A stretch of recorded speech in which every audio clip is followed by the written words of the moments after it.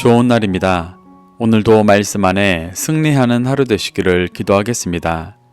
오늘 생명의 산 본문은 스가랴 14장 16절부터 21절입니다.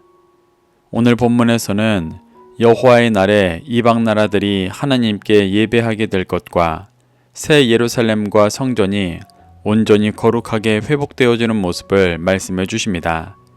이 구절들을 통해 하나님께서 무엇을 말씀하시는지 살펴보도록 하겠습니다. 16절입니다. 예루살렘을 치러 왔던 이방 나라들 중에 남은 자가 해마다 올라와서 그 왕 만군의 여호와께 경배하며 초막절을 지킬 것이라. 하나님은 앞선 절에서 새 예루살렘을 치려하는 이방을 심판하시며 그들을 새롭게 하시는 모습을 보여주셨습니다. 그리고 오늘 본문에서는 예루살렘을 치러 왔던 이방 나라들 중에서 하나님의 구원의 역사 속에서 회개하고 돌이켜 진리 안에 남은 자들은 해마다 올라와 만군의 여호와를 경배하며 초막절을 지킬 것이라고 말씀하십니다.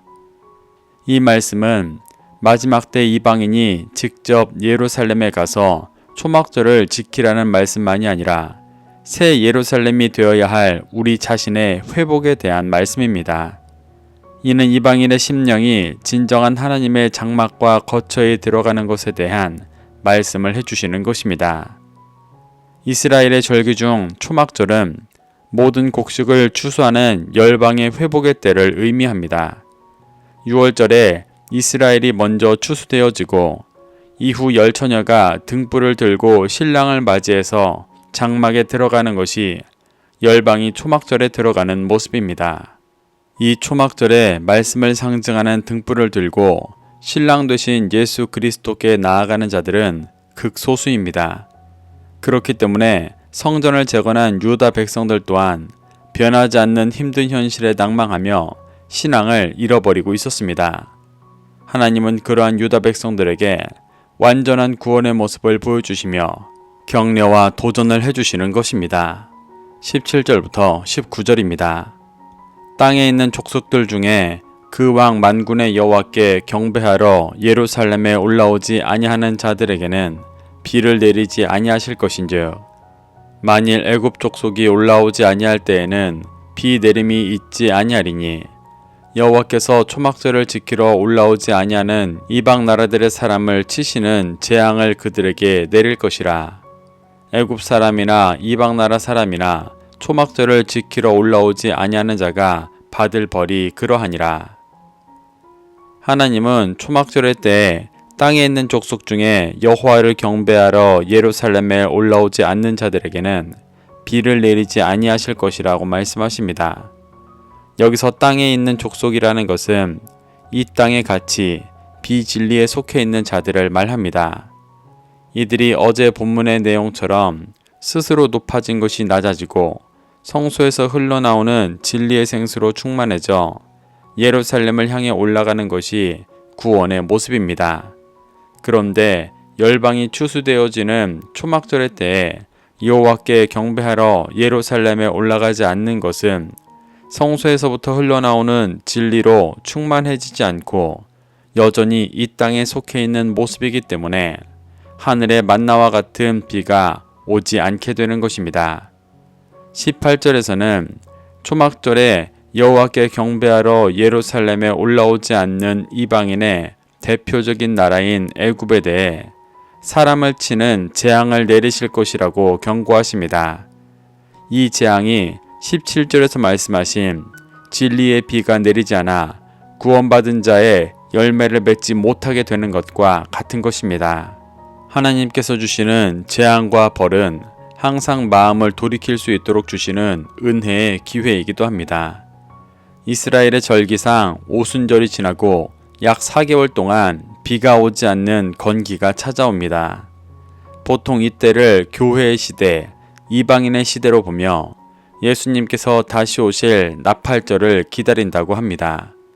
이 4개월의 건기 시간 동안 비가 오지 않는 재앙 속에서 이방인들 안에 스스로 높아진 것이 낮아지고 성소에서부터 흘러나오는 생수로 충만케 되어져야 다시 오실 주님을 맞이하며 구원의 열매를 맺게 되는 것입니다.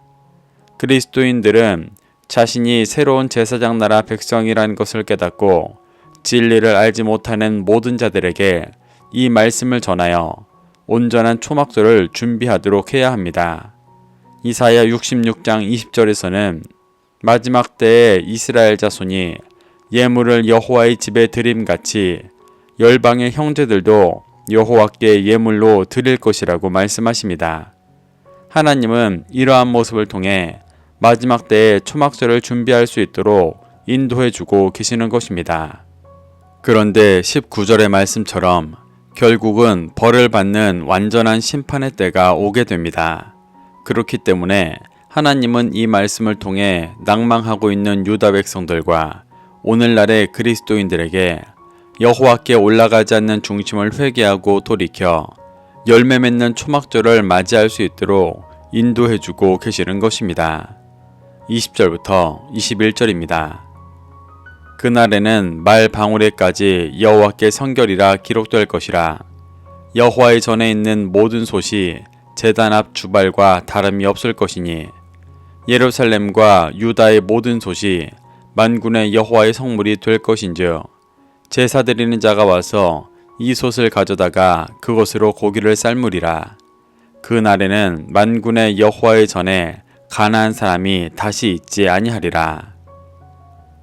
하나님은 여호와의 날에는 말 방울에까지 여호와께 성결이라 기록될 것이라고 말씀하십니다. 여호와께 성결이라는 문구는 제사장이 머리에 쓰는 관에 새겨진 문구입니다. 이는 여호와의 날에는 성전에서 섬기는 거룩한 제사장의 중심이 이스라엘을 심판하던 이방인들이 타던 말에게조차 임할 정도로 온전한 회복이 일어나게 될 것에 대해 말씀하시는 것입니다. 또 여호와의 전에 있는 모든 솥이 제단 앞 주발과 다름이 없을 것이라고 말씀하십니다. 주발은 성전 안에서 제사장들이 제사 드리기 전 손을 씻던 대야와 거룩한 제물을 담을 때 사용하던 그릇들을 의미합니다. 그래서 하나님은 예루살렘과 유다의 모든 솥이 하나님의 성물이 될 것이고 제사 드리는 사람이 와서 그 거룩한 솥을 가져다가 고기를 삶아 제사를 온전히 드리게 될 것이라고 말씀하고 계십니다. 이는 회복되어질 새 예루살렘에는 온전한 제사만이 드려지게 될 것을 보여주는 것이기도 합니다.